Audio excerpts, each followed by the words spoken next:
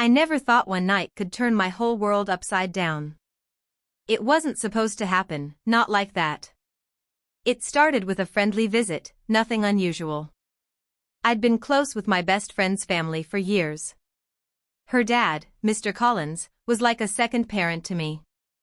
Kind, respectful, always joking around and giving advice when I needed it. So when he invited me over to help him set up a surprise birthday gift for his daughter, my best friend, Alyssa, I didn't think twice. But what began as a simple favor turned into something I can't erase, no matter how hard I try. That night, the house was quiet. Alyssa wasn't home, and her mom was out of town. Mr. Collins and I were working in the den, unpacking a giant mirror he had hidden for weeks in their garage. We laughed, struggled with the bubble wrap, and chatted about school, relationships, and the future. Looking back, I should have noticed how different things felt, how the air had a tension I couldn't name. Maybe I ignored it on purpose. As the hours passed, something shifted. The playful teasing turned personal. The way he looked at me changed. And maybe, just maybe, I didn't pull away when I should have. It's hard to explain how it all happened. It wasn't just physical. It was a moment of weakness, a craving for attention, for comfort, for something forbidden. I told myself it was just a moment, something that would pass and never repeat. But that lie didn't last long. The worst part? Alyssa walked in. I can still hear the door open. The way her keys hit the counter. I froze, heart pounding, panic rising. And then, her voice. Confused at first. Calling my name. Then the sound of footsteps growing louder. I couldn't move. Neither could he. And when she stepped into that room and saw us, everything shattered. What followed was a blur, her eyes wide with shock, her voice breaking as she screamed my name. I'll never forget that sound. The betrayal on her face. The disbelief. The heartbreak. In 1 second, I destroyed years of trust, not just with her, but with her entire family. And the truth is, I don't even know why I let it go that far. This isn't a story I'm proud of. But it's real. It's raw. And if I'm going to tell it, I won't hold anything back. Because what happened after that night changed everything. If you think the worst part was getting caught, you're wrong. That moment was just the beginning. So stay with me, because what happened next will leave you questioning everything you thought you knew about loyalty, love, and the lines we promise never to cross. It's hard to explain how something like this even begins. If you had asked me just a few weeks before, I would have said Alyssa and I were closer than sisters. We met in our first year of college and instantly clicked. From late-night drives to crying over breakups, we'd been through everything together. I practically lived at her house on weekends. Her parents welcomed me like family. I used to sit at their dinner table and feel like I belonged. But somewhere along the way, things changed. Alyssa got busy with her new boyfriend, Liam. They were always out, weekend trips, late-night dates, and double shifts at her job. We weren't spending as much time together, and I started to feel like the third wheel in my own friendship. That's when Mr. Collins and I began talking more. Not in any inappropriate way, not at first. Just small conversations, about school stress, about life, about feeling like everyone around you is moving forward while you're stuck in place. He always seemed to understand me in ways I didn't expect. He noticed when I wasn't okay. He listened without judgment. I didn't see it then, but maybe I was too eager for someone to pay attention. Maybe I mistook kindness for something more. And maybe, deep down, I ignored every warning sign because it felt good to be seen. What happened that night wasn't planned. It wasn't romantic. It was messy and confusing and left me with a guilt I still carry. But the real twist came after Alyssa caught us. She didn't just leave the room crying. She ran straight to her mother. The next morning, my phone blew up with messages I couldn't bring myself to open. Alyssa's mom called my parents. Mr. Collins stopped replying to everything. And before I could even process what had happened, I was at the center of a storm I couldn't escape from. People started talking. At school. Online. I could feel the looks, the whispers. My name wasn't just being dragged, it was being torn apart. But what hurt the most wasn't the judgment from others. It was losing Alyssa. I thought maybe she'd give me a chance to explain. To at least hear me out. But that moment never came. She blocked me. Vanished from every corner of my life, like I never existed. But this story isn't over. Because what I didn't know was that Mr. Collins, he had secrets of his own. And I was about to get caught in something much deeper than I ever expected. In the days that followed, everything felt unreal, like I was watching my life fall apart from the outside. I couldn't eat. I couldn't sleep. My chest felt heavy all the time, like something awful was about to happen, and maybe it already had. My parents found out, but I couldn't bring myself to say much. How do you even explain something like that? All I kept thinking about was Alyssa. The look on her face, how betrayed she must have felt. And the silence that followed, it hurt more than any words could have. But then things took a strange turn. I started receiving anonymous messages. At first, I thought they were just more hate, people judging me for what happened. But they were different. Specific. Someone knew things about that night they shouldn't have. Details that Alyssa couldn't have shared because she didn't know them. Like what time I arrived. What door I used. Even what Mr. Collins had said when I first walked in. At first, I thought I was imagining it, but the texts kept coming. That's when I began to question everything. What if I wasn't the only one being reckless? What if Mr. Collins had done something like this before? I didn't want to believe it, but the more I thought about our conversations, the more things didn't add up. The way he always said he felt misunderstood at home. How he told me Alyssa's mom didn't see him anymore. It all started to feel like a pattern I hadn't seen before. Then one night, I ran into Alyssa's cousin at the grocery store. She didn't say much, just stared at me with this cold, disappointed look, but before she walked away, she muttered something under her breath. "You weren't the first." That sentence stuck in my head like a siren. What did she mean? Had Mr. Collins crossed lines with someone else? Was I just another part of something bigger? I wanted to dig deeper, but I was terrified of what I might find.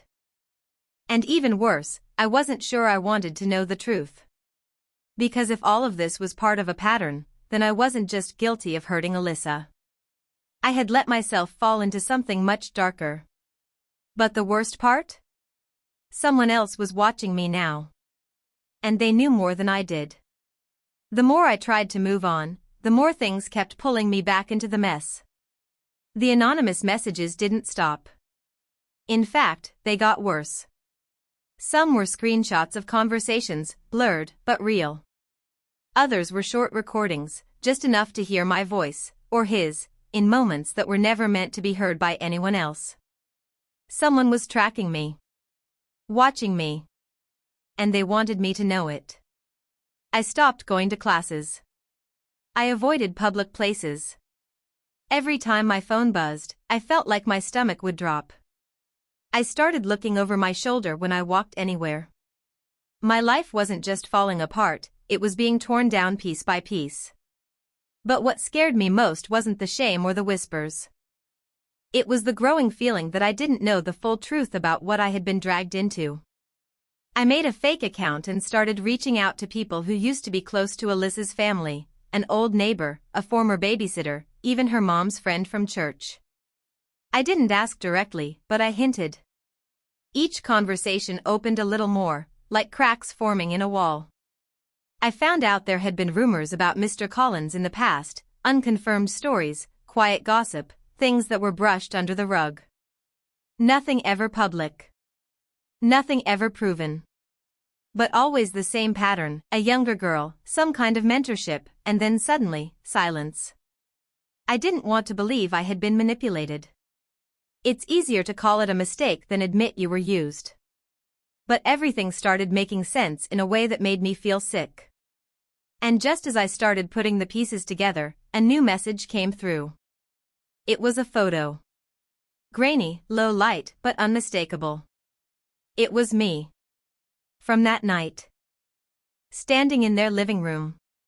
Not taken by Alyssa. Taken from outside the window. That's when I knew, whoever was behind the messages hadn't just been watching me now. They were watching me then. I tried calling Mr. Collins, desperate for answers. No reply. I even went by their house, but no one came to the door. The blinds were shut. The driveway was empty. It was like they had vanished. But the next day, a letter arrived at my house. No return address. No explanation. Just one sentence written in shaky handwriting: "You should have known you weren't the only one." And suddenly, everything I thought I knew collapsed. The letter haunted me. I read it over and over again, trying to understand what it meant. You should have known you weren't the only one. The words were simple, but they carried weight. Heavy enough to shake everything I thought I knew. It confirmed the one thing I had been trying to deny, that there was more to Mr. Collins than what I had seen. But the real question was, who else was involved, and why were they coming after me now? The next few days passed in a fog. I barely left my room. I kept the letter hidden in a drawer, checking it every few hours like it might suddenly reveal more if I looked hard enough. But then something happened that changed everything again. One afternoon, my mom called me into the kitchen. She said a woman had come by earlier asking for me. She didn't leave a name, just a message: "Tell her she's not alone." That was all. My heart dropped. I didn't know whether to feel scared or hopeful. Someone out there knew what I was going through, but did they want to help me, or expose me? I started checking social media again, combing through old posts, tagged photos, and forgotten comments. I didn't know what I was looking for exactly, just something out of place. That's when I stumbled onto an old group photo from Alyssa's birthday 2 years ago. I remember that night clearly. But something about the picture made me pause. In the background, standing just behind the group, was a girl I hadn't thought about in years: Marissa. Marissa used to be close with Alyssa, back in high school. She stopped hanging around after a sudden fallout that no one ever explained. She didn't graduate with us. She didn't show up at reunions. And no one ever really talked about why. I hadn't heard her name in ages. But now, seeing her in that photo, I felt this sudden wave of unease. What if she was connected to all of this? I searched for her online. It took hours, but I finally found a private account under a different name. The profile photo was blurred, but I recognized her eyes. I sent a message, unsure if she'd ever reply. She did. Her response was short: "Meet me. But not at your place. You're being watched." That sentence hit like a punch. My hands shook. I stared at the screen, heart pounding. Watched? By who? And for how long? We arranged to meet at a small park just outside town the next evening. I barely slept that night, my thoughts racing. What did Marissa know? Why had she disappeared from Alyssa's life so suddenly? And was she the one behind the messages, or another victim like me? By the time I reached the park, my nerves were completely frayed. I spotted her sitting on a bench, hood up, staring off into the distance. When I sat down beside her, she didn't even look at me at first. Then she said, almost like a whisper, "You think this started with you?" That's when I knew I was in deeper than I ever imagined. Marissa's words sent a chill through me. "You think this started with you," she repeated, her voice low and steady. I looked at her, desperate for answers, but she only shook her head slowly. "There's more. A lot more." She took a deep breath and began to explain. Years ago, before any of us even knew each other, Mr. Collins had been involved in something dark, a secret hidden beneath the surface of that family. Marissa had been one of the girls who had trusted him once, long before Alyssa or I were part of the picture. Back then, things were whispered about but never confirmed. She said she had tried to speak out but was silenced by threats and fear. As she spoke, the pieces started falling into place. The anonymous messages, the hidden photos, the hushed warnings, all part of a carefully hidden truth no one wanted to face. Marissa said she left town to escape it, hoping distance would protect her. But the past has a way of catching up. Then she dropped the hardest truth of all: Mr. Collins wasn't just a father or a friend to Alyssa's family, he was manipulating everyone around him, weaving a web of lies that kept his secrets safe. Even Alyssa's mom had been blind to it, caught in a cycle of denial and pain. I felt my throat tighten as Marissa looked at me. You didn't just make a mistake. You got caught in something much bigger. I wanted to scream, to run, to fix it all, but I was trapped in a storm I hadn't seen coming. We sat there in silence for a moment before Marissa reached into her bag and pulled out an envelope. I kept this safe. Proof. Photos, messages, everything we collected when we tried to expose him. She handed it to me. My hands trembled as I flipped through the pages. There were pictures, screenshots, even voice notes, evidence that would shatter the Collins family facade forever. But just as relief began to wash over me, my phone buzzed violently. I glanced down and saw a new message from an unknown number. My blood ran cold. It read simply, "You shouldn't have gotten involved." Before I could react, Marissa grabbed my arm. "We need to move. Now."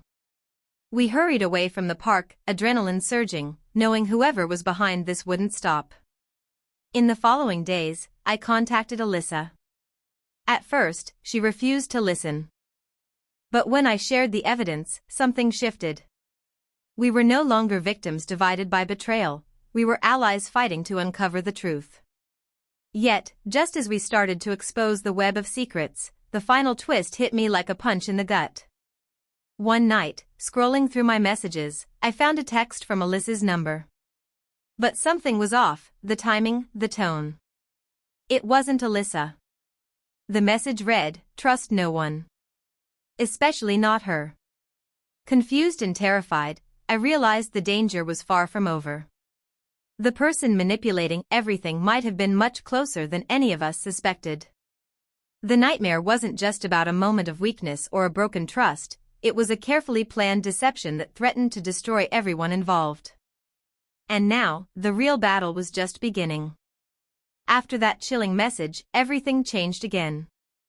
I knew I couldn't trust appearances anymore, not even those closest to me. The fear that someone we thought we knew was playing us from the inside made every step forward feel heavier. But I also realized that running away wasn't an option. If I wanted to find peace, I had to face the truth head-on. Alyssa and I began talking again, carefully rebuilding something fragile but real. She shared her doubts and fears, and I shared mine. Together, we sifted through the evidence Marissa and I had gathered. It wasn't easy. Every piece uncovered was a painful reminder of how deeply Mr. Collins had hurt so many people. But at least now, we weren't alone. We decided to go to the authorities with everything we had. It was scary, knowing that telling the truth might open wounds no one wanted to reopen. But hiding it only allowed the cycle of betrayal and silence to continue. Our courage sparked others to come forward, people who had stayed quiet for years, afraid or ashamed. The more voices joined us, the stronger we became. Eventually, investigations were launched. The facade of that perfect family cracked in ways no one expected. But what mattered most was the healing that began, slow, painful, but real. Alyssa and I couldn't undo the past, but we chose to move forward, learning from the mistakes and betrayals that once defined us. Looking back, the biggest lesson was about trust. Trust isn't something given lightly, it's earned, protected, and sometimes painfully lost. And sometimes, the people we think will always be there, aren't. But that doesn't mean we give up on connection or hope. This story isn't just about infidelity or broken friendships. It's about the messy, complicated ways we find ourselves tangled in other people's secrets. About how silence can be as harmful as any betrayal. And about the strength it takes to stand up, even when the whole world seems to be against you. If there's one thing I want you to take away from this, it's that no matter how dark the situation feels, there is always a way forward.